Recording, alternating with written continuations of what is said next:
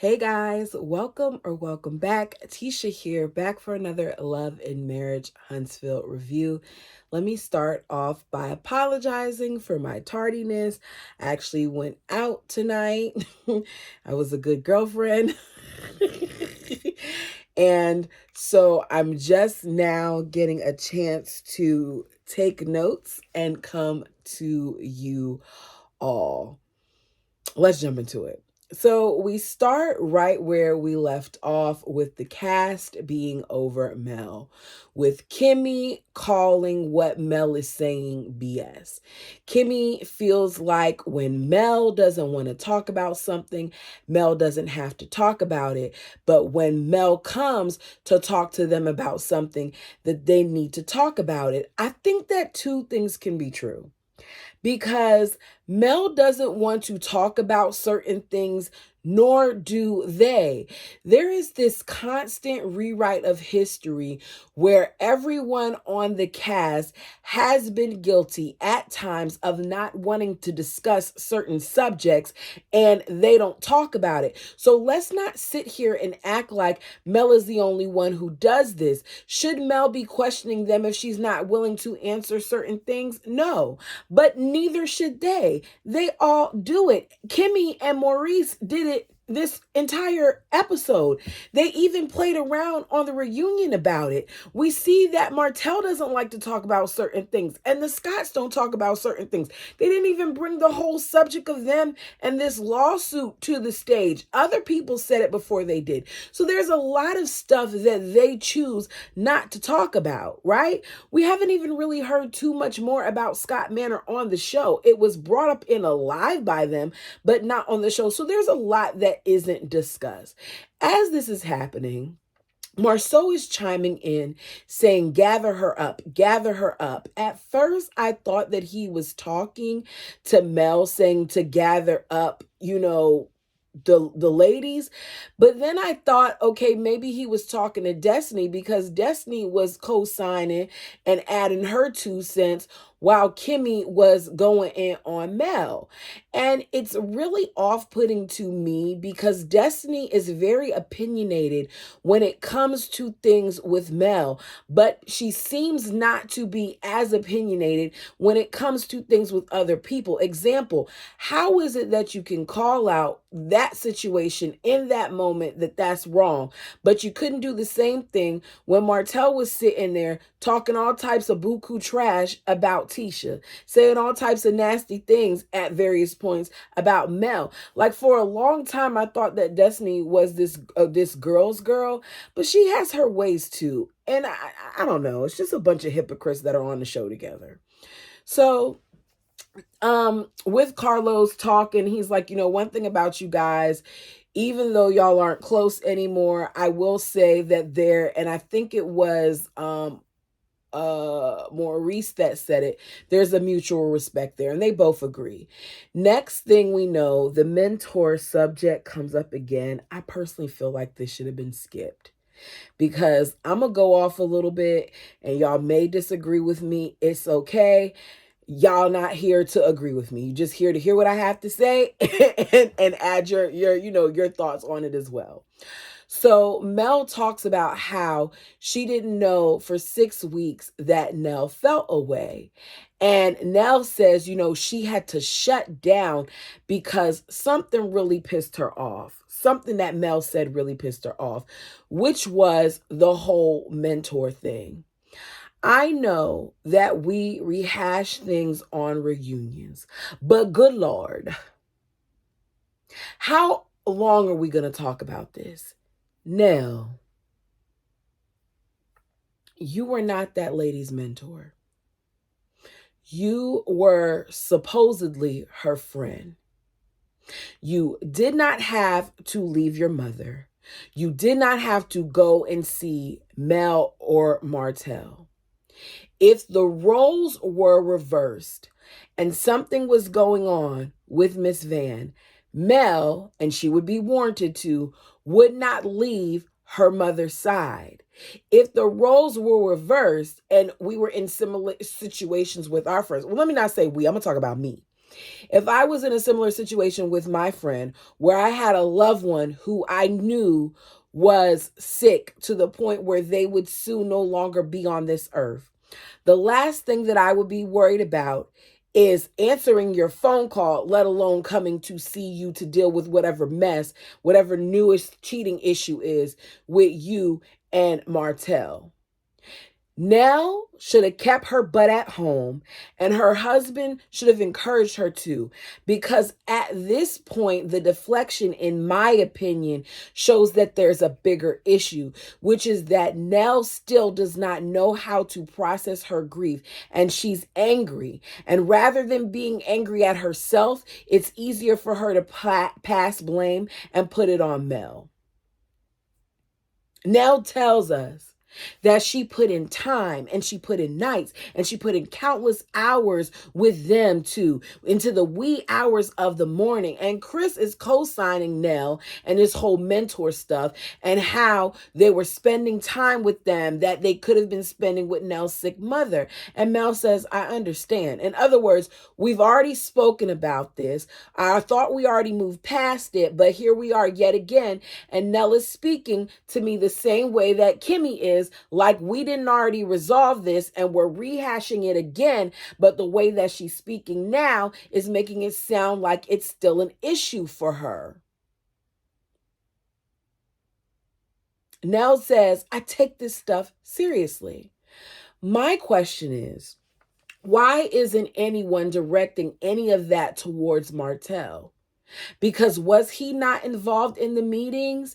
Because he's not sitting there chiming in saying, yes, you guys were my mentor. No, he's sitting there enjoying watching Nell and Chris complain about Mel. So shut up if you're not going to fuss at both of them. She admits that she mentored Martell the most. It's been years and she's still grieving. Now, she doesn't say it's been years, but she says she's still grieving.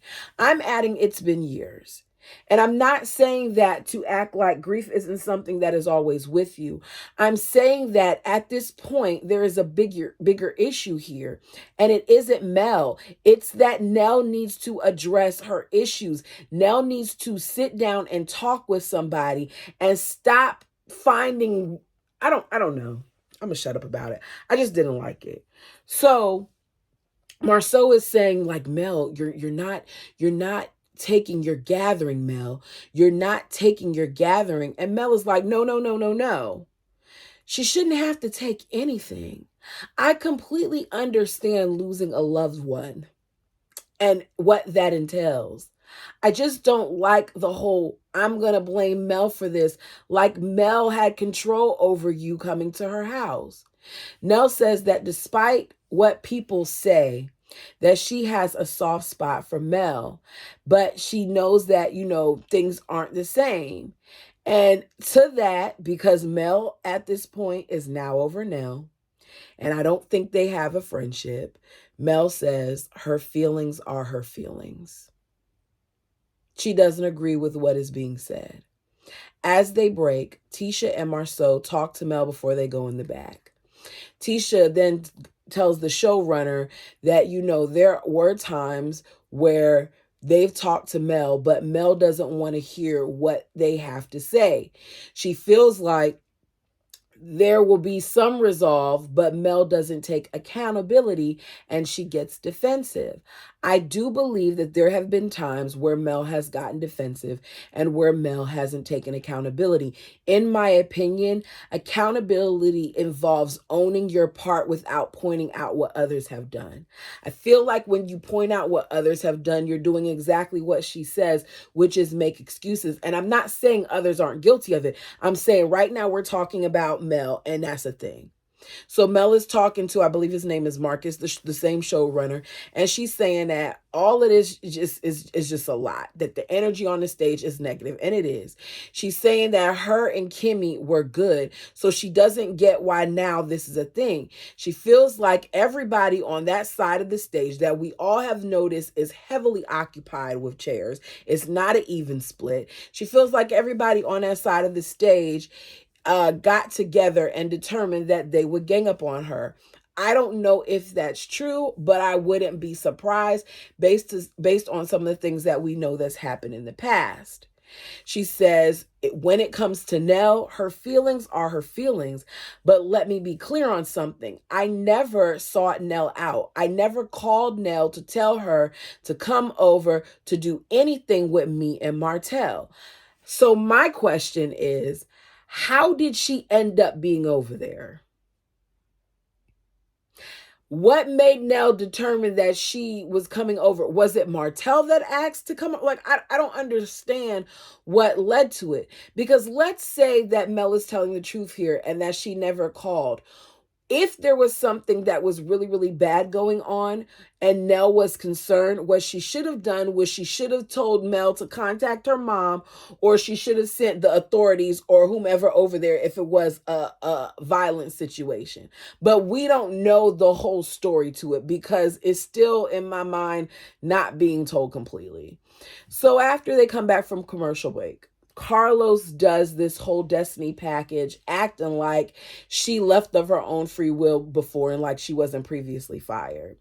Because he points out as he's saying things, like, how do you feel being back now after, Kimmy said for years you weren't doing much, and she says that it feels good to be back, that, she has done a lot of healing, and maybe before she couldn't give as much because she wasn't in a good place emotionally. She wasn't in the place that she is now.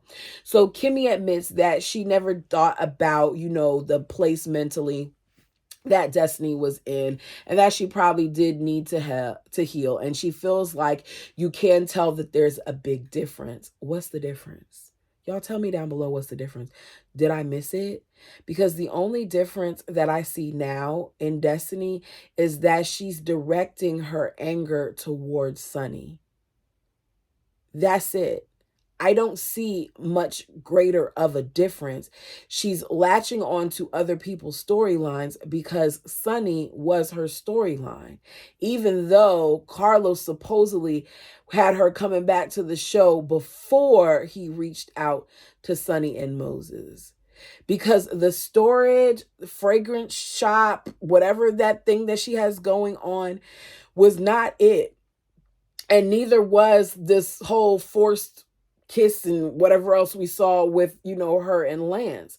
What did she give other than helping Martell have someone else to film with and fussing about a man that she's supposedly over? I just don't feel like it was all that much for him to have Destiny sitting beside him. Like, she added so much value, but then that just goes to show you how dry the season was, because a lot of us felt like this could have been over a long time ago. So Destiny claims that she's back because, her story was unfinished. It's a lie. In my opinion, you're back because you needed the extra funds, you wanted the extra funds, and they probably thought that you were actually going to give more with Sunny and Moses. So Destiny says that she made contact with most of the cast because Carlos is messy throughout the episode. He's like, did you stay in contact with Martell? You already know that she did. After you stopped filming, she's like, I stayed in contact with a lot of the cast even after I left. That was a dig to Mel. Carlos asks Destiny if she's attracted to Lance or is she using him for a storyline. And she claims that she is attracted to Lance, that they both were going through things and that they've always flirted and things of that nature. So they just wanted to, see if this could be something, if there was something there. The subject of their ages comes up. Nell's like, there's a 9-year age difference between Lance and Destiny, but Destiny doesn't want to admit her age. Nell is like, you told me you were 42. And Destiny says, no, I did not. And Nell says, yes, you did. I wondered if she said it or if Martell said it. But either way, she's trying to act like she's not 42. I don't know what her real age is, but didn't she go to school with Martell at some point? So if she went to school with Martell at some point, and Martell, I think, is like 44, then maybe Destiny is what, like 40? I don't know. It doesn't seem far-fetched for her to be in her 40s. And if she is, like, own it. You look good, say you are. I'm 40 years old. I look good for 40 years old. Like, it is what it is. I'm not ashamed of my age, but for whatever reason, Destiny doesn't want to tell her age. So Nell is asked how she feels about Lance and Destiny dating, and Nell says she doesn't know how she feels about them dating. She says Lance says that Destiny is a nice lady and they have fun, and the cast is joking like a nice lady, but that's how he's talking to his mom. If he wants to say it like that to his mom, then that's how he says it to his mom. She says she doesn't know how she feels about Destiny at this point, though, because there are things with her and Destiny that just aren't the same anymore. She says when they went out to dinner that she did say that she wouldn't mind Destiny being her daughter-in-law, but that's when she thought she knew her, and she doesn't know who Destiny is now. I want to know what transpired that now she's saying this. So Chris is asked the same question, if Destiny would be a good woman for Lance. And Chris is like, I don't know. That's not my call to make. That's Lance's call. I wrote, just say no. You both have too much going on, rather than sitting here trying to skirt around the subject. So Carlos leans over to Destiny and tells her that she should start dating other men because they don't want you. And she says she is dating. Nell's like, that's shade. And he says, I'm just being funny. It's shade, but it's the truth. Y'all don't want her for your son. And that's fine. Neither one of them need to be together. They both need to figure out their stuff, because Lance has admitted to being married 2 different times, and both marriages lasted for short periods of time. I don't know what the situation is now. I've seen various things about how he supposedly went back to the lady, but I don't know if that to be true because you all didn't speak on it. So it's time to talk about Moses and Sonny and the whole betrayal. Sonny, in my opinion, looks beautiful. I know people talk about her forehead and all that other stuff, but she looks good. So Carlos is asking Sonny questions about Moses and why he isn't there, like he's unaware. She tells him, long story short, when you serve time and these men come out, that there's a lot of rules and it makes it hard for the guys, and she's having a rough time. He's having a rough time with his probation officer. He violated his probation, so he's back. We don't know how long he's going to be in there because it wasn't said. Carlos then talks about, how the audience basically isn't feeling Sonny, how a lot of people felt like she crossed the line, how she did the ultimate no, and she doesn't know what girl code is. Sonny's like, people need to mind their business, especially because they don't know all the details. She's like you, Carlos, you said that Moses was her boyfriend, but when I got with him, he was her ex. It was off and on. It wasn't on, basically. I don't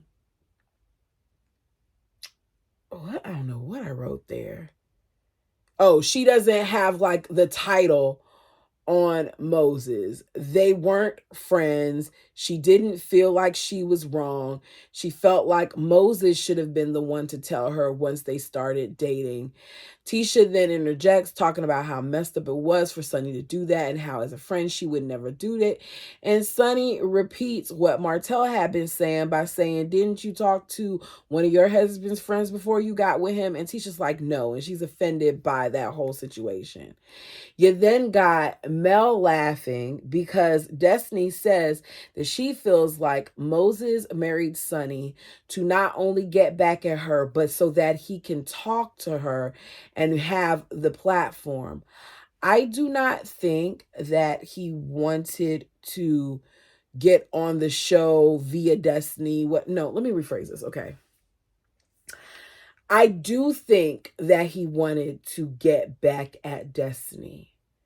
But I do not think that he thought that he could necessarily get on the show, because at that point, there was no guarantee, to my knowledge, that he was aware of that Destiny was going to be on this platform. She had already been off of it for a long time.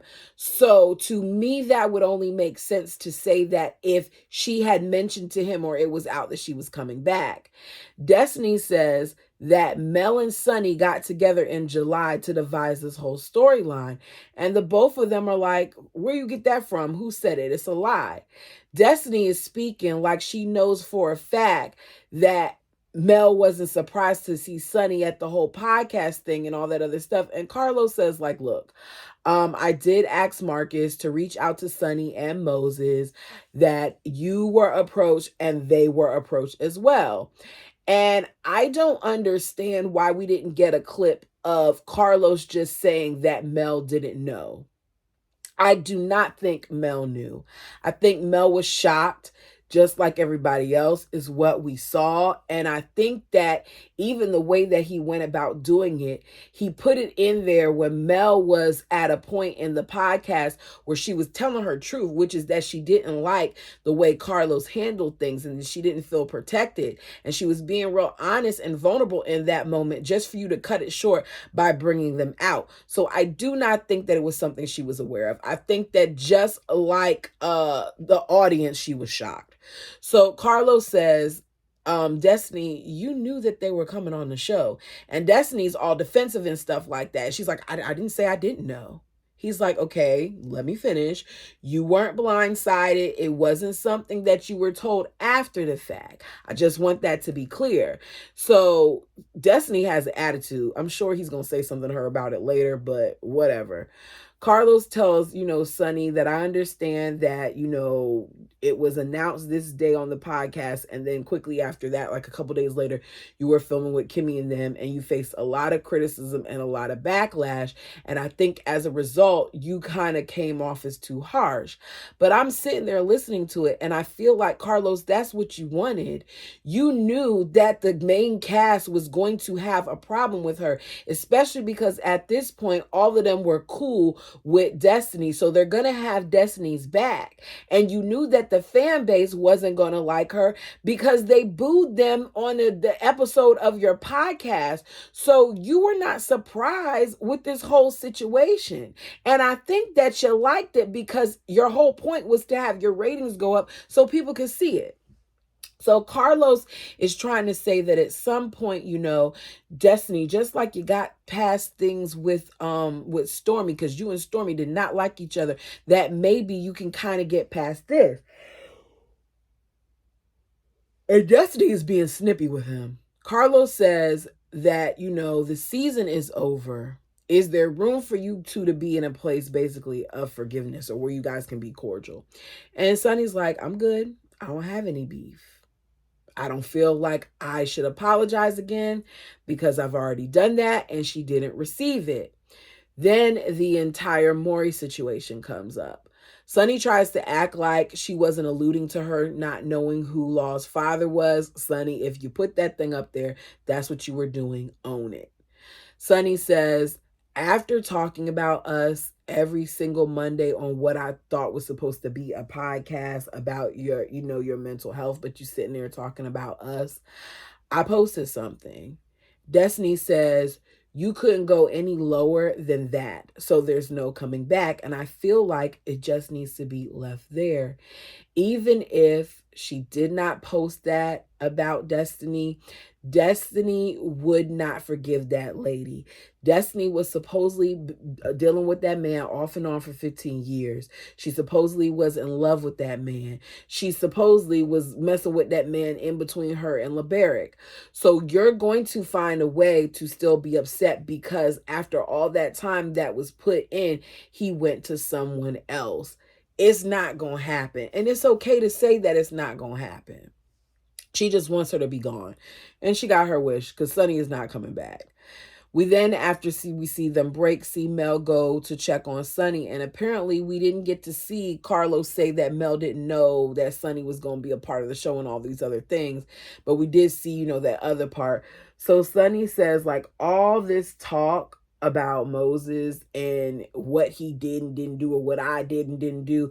And if it was like that, he could have showed up for her when he was her boyfriend and been on the show, which is true, but he didn't want to, I guess. On to Trish, her awful wig, and Ken. They join the cast. She's nervous because of the lies she told. We're reminded of the lies about how she, met Martell through Martez, but it really was through the DM, and how she left out that she trained him at his house, and how Chris is her cousin, and how Ken did all the stuff that he did last episode just to be sitting there now with her. They both look like clowns. Trish was confused, she says, about telling all her business. She claims that she was going off what Martell was saying because she didn't know what they needed to tell. Her and Martell never did anything. They didn't kiss. They didn't have sex. They didn't do anything. They did speak on Mel as he was going through a divorce and she was going through a divorce. He didn't try to come on to Trish. Carlos asked Mel if she thinks that that's true, that nothing happened between Trish and Martell. And Mel says, I don't know to be speaking on Trish and her character, but I know my ex, and I know my ex will F anything with legs. It gets a little chuckle out of, the others as they look like, oh, goodness. And Martell, it takes offense to it. I don't remember what he said. He said something. Then he jokes because Carlos is like, whatever. And Martell's like, me and Trish slept together. And everybody's quiet. Mel makes a face. And then he says, I'm just joking. And Ken's like, that's not funny. And it isn't. But I'd be honest. I think that they did something. It's too much alluding. And I think that's the whole reason why they brought her on the show in the first place. If there's something that I left out that you want to talk about, feel free to put it down below. I'm hoping that next week is it. Because this episode, it was decent, but they're drawing out a lot of things that we don't need to talk about. Like, I don't care about Lance, and I don't care about Nell and her having a fit about the whole mentor thing when we've already talked about. Like, a lot of this stuff is just, the segment is too long. But you guys let me know what you thought about this episode. Like the video as it helps the channel. Until next time.